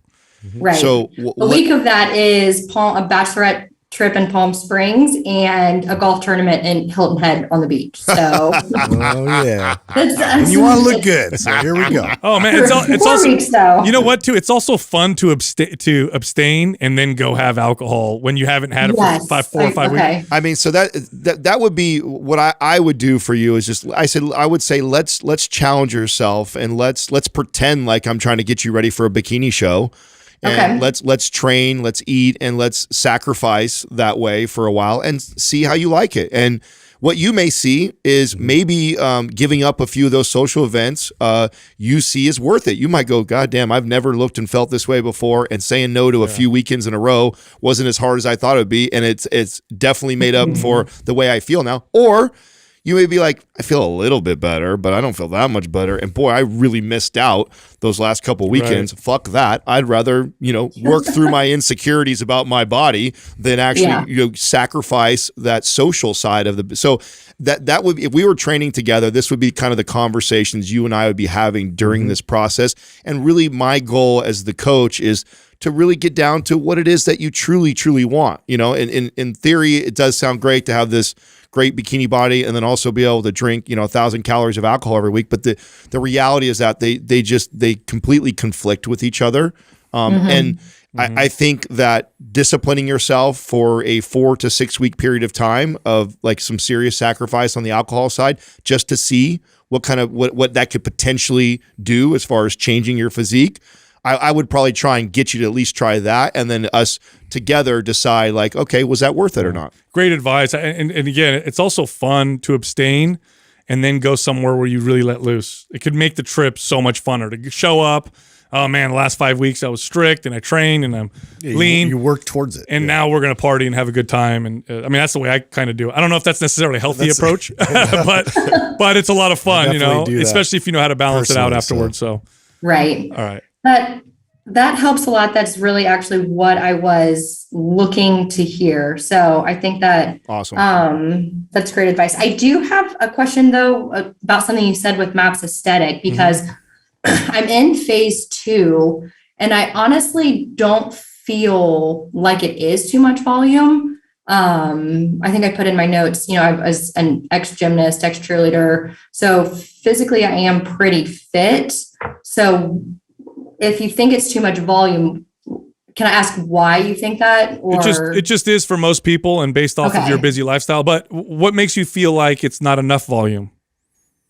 I don't know that it's not enough. I think it is a good amount. Like I did, I did it this morning, and at the end of my workout, I didn't feel exhausted. I felt ready for the day. Even on some of the moves, I felt like I could have done like 4 or 5 reps instead of 3. Are you getting stronger? I would get those mixed up. Are you getting stronger, Megan? I am. Yeah, you're doing fine then. I'm not against her staying with. You're fine. If you're getting stronger, it's fine. If you're not getting stronger, then if she's getting stronger, you're not suffering from a bunch of chronic pain. You feel good at the end of your workouts. There's times you feel to do more. I think you're in a good place. And the real conversation's around the alcohol thing right now. It really is. Yeah. Like getting to drink 1,000 calories of alcohol every weekend is a very nice luxury to have. And to be honest, I think, again, I can't see you, but knowing you're 5'6" and 151, I definitely know you're not obese. I know you're in probably a pretty good place. You're just critical of yourself and you want another level of fitness, and another level of fitness comes another level of sacrifice. And that's what I would tell you if you were my client. And, maybe you think you really want that, but maybe when you do it, here's the deal. I have no desire to walk around like competitive Adam did. It felt cool. It was really cool when I did it, and it felt amazing, and it was the best I ever felt in my life looks wise. But the amount of sacrifice that I had to do in order to maintain a physique like that, it just wasn't worth it. Katrina's family gets together and barbecues and drinks damn near every weekend also, and I like to go and do events. I like to eat out, and I just enjoy a lot of those things. And so I prefer to have a more balanced life. Now, if I had a Vegas trip coming up in 6 weeks, I have the tools and the ability to say, you know what, I can clamp down and say no to a couple of these events or not drink at them for 6 weeks just so I could bring the best version of me to Vegas. And I would, but if it's the rest of the year, I'm gonna enjoy the nice balance of my life, and you're healthier that way. Truthfully, yeah, it's much nicer to hug you him better too. Your workouts are better. I totally get it. Yeah, excellent. Well, Megan, we're sending you a free MAPS Anabolic anyway. So, No thank you. problem. You. All right. Well, good luck. Thank you for your time. I appreciate it. It was very helpful. Thank you. Have fun in Vegas. Thank you. Does she not sound like so many clients? Oh, that's another. Today's questions I felt like were like a lot of. Yeah, you guys answered. Beautifully. I loved what you guys said, because it's really what it boils down to. It's like, well, which one's more important to you, because that was always a trade-off, and I think people want both, but you can't necessarily have both. And I know there's a fitness person right now that is, grumbling because they have found a way to look shredded themselves, and they drink on a I regular drink basis. all kinds of White Claws and Zimas. And they use that as a selling point Cool, and an dude. angle to people that they're able to do that. They're probably fucking 28 years old and move like crazy and have a lot of muscle mass. And it's like, for the average person that, average mom that just wants to look good for Vegas time, the thing I would tell her is just like, hey, let's just buckle down for the next 6 weeks. Just tighten it up, man. Yeah. Alcohol is an interesting substance because it ruins your aesthetics, but it makes everybody else you look at more aesthetic. So Yeah. it's a very weird substance. It's a double-edged sword. It's hard for somebody her size to allow that many calories of alcohol. It's more than 1,000, bro. If it's like That's right. 12 drinks, I mean, Yeah. it's more like 13, 1400 calories. Right. So that's a lot. And and think, in order to not gain a bunch of weight from that, you've got to pull out other calories. So what are we pulling out? What are you All valuable stuff. Yeah, what are you sacrificing? Most likely some proteins, carbs, and fats, and all those things contribute to your aesthetics. So, not to mention, getting munchies and cravings while you're drinking. and not to mention what you said too, like a lot of things, like Katrina, like when Katrina stopped, like, so she went dry the whole January, right? And instantly she looked like she lost 15 pounds. It's inflammation. Yeah. Because she's in, and I was explaining to her, I'm just like, Even it's not me. This is all. It's not like you lost 10 to 15 pounds. What happened was that your body released that water that you're holding on. You were inflamed, and that just shows you that alcohol is insulting you. You just don't. Yeah. You've learned to live with that for so long that you don't think it's really. Not going to get you stage ready. Yeah, and I want to reiterate: cannabis has 0 calories. Our next caller is Jamie from Arizona. Jamie, what's happening? How can we help you? Hi there, guys. I just wanted to start off by saying thank you so much for all of your great information. I wouldn't be the personal trainer I am today without your help, and I think my horses have benefited from it as well. So, wow. Anyways, I'll get into my question. I'm a barrel racer, I'm a horse trainer, and I'm also a personal trainer. And I'm looking to currently optimize my routine. So I'm running MAPS Performance right now 3 times a week. And I am about happy with my appearance, but I need to lighten up my body weight a little bit for my sport of barrel racing. Typically, I ride about 5 horses a day. So I'm very active. And amongst those days of training and doing the horse riding, I'm also teaching spin class at the gym 2 times a week. Right now I weigh about 160 pounds. I'm 5'8", and I'm sitting at 18% body fat. I'm eating 3,000 calories a day, and I have the feeling I might be doing a little bit too much with my training right now. I am also a little bit worried about cutting back on my current routine because I don't want to lose any of my glute gains that I worked very hard for. And also, I think my barrel racing is definitely becoming my #1 priority and starting to race professionally. And so that's where I really want to back off on my weight a little bit. And I'm willing to lose some gains to sacrifice to run faster in the saddle. So whatever you guys have for advice, I'm willing to take it. I've been loving MAPS Performance so far. So thank you so much for that amazing program. Jamie, Wow. you're obviously a high level athlete, 160 pounds, 5'8", 18% body fat. 3,000 calories and you a eat day. 3,000 calories a day. You have a lot of muscle. Yeah. I'd like to. I mean, it's your program. It's been great. That's great commercial. That's incredible. I mean, you're really use that. Yeah. Here's the deal: you're lean. So in order to lose more weight, I mean, we could get you leaner, but you might have to lose a little bit of muscle too in order to be more effective at your sport. So because with what you're talking about strength versus weight ratio. Yes. So. And that's going to be really tough. You've got a lot of muscle on your body. This is more of a diet thing than a training thing. Cutting your calories will get you where you want to go. And you're already eating 3,000. You have a lot of room to go down. So cutting your calories is going to get you what you're looking for. Will you lose some of your booty gains?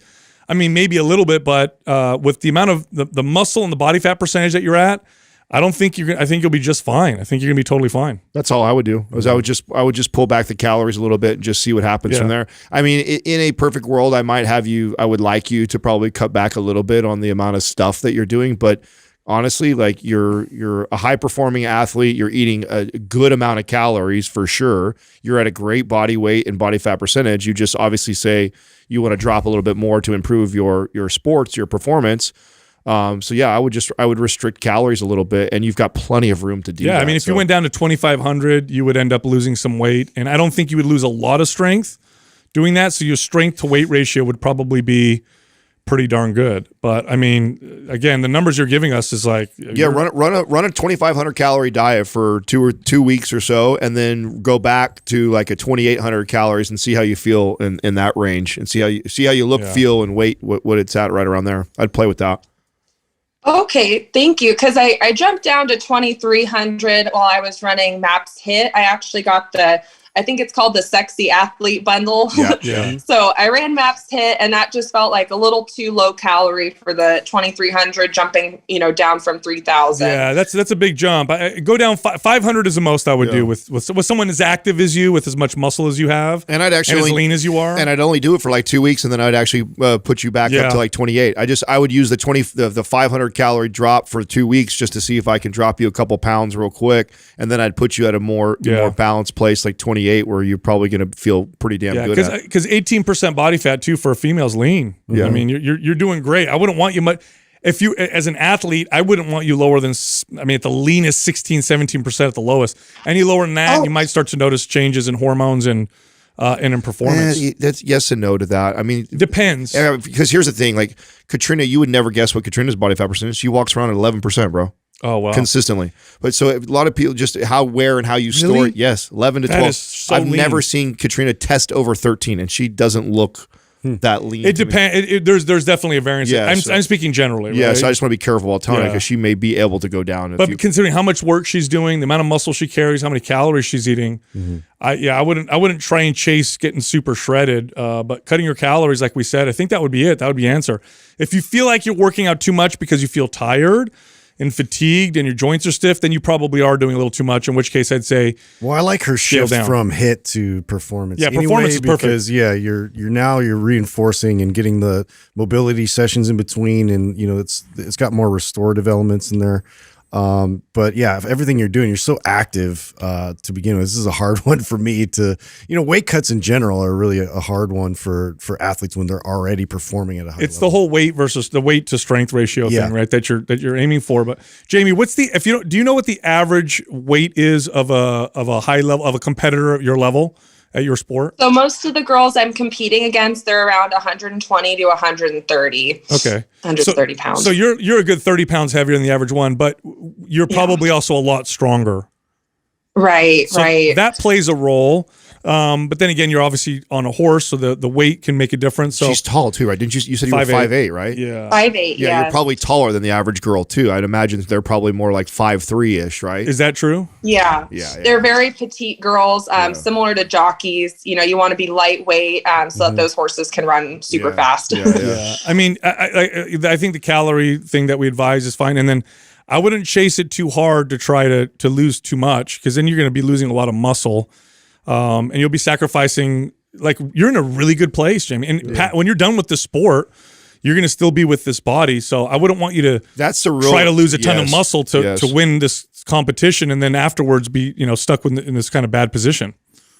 Oh, okay. That's a really good point. Yeah, I was kind of thinking I might end up losing a little bit of muscle. So I'm just playing around with a good balance of how I can maintain some muscle mass, but also lighten up just a little bit. So that's very helpful. Yeah, Thank you. I wouldn't have you lose. I wouldn't have you go below 150. I mean, you're in a great place. Fast metabolism. I mean, this is going to carry you for a long time if you can maintain this physique. It's really good. Excellent. And as far as my training goes, after MAPS performance, should I cycle into like an anabolic phase, or what would you guys suggest for following MAPS performance? If you're going to keep doing what you're doing with the horses, I would say a little more functional, similar-ish program to anabolic would be MAPS Strong. Yeah. Okay. Yeah. So do you have MAPS Strong? I do not currently have that. No. All right, good. We got something we can send you then. We'll send you MapStrong. Gosh, thank you guys so much. I've been wanting to try that one in particular, but I wasn't sure how to go about it, after which phase I should put it in at. So yeah. So there you go. Is there anything else we can help you with? No, thank you guys so much for everything. Like I said, you've even made my horses better. I'm training them better. Wow. I'm training my clients better. And so I have a lot of appreciation for you guys and for your show. Thanks for having me on. Awesome. Thank you so much for calling in. Thank you, Jamie. Keep killing it. Thank you. Bye, guys. Bye. That was a hard one because she was like, calories are high, fast metabolism, a lot of muscle. She's lean.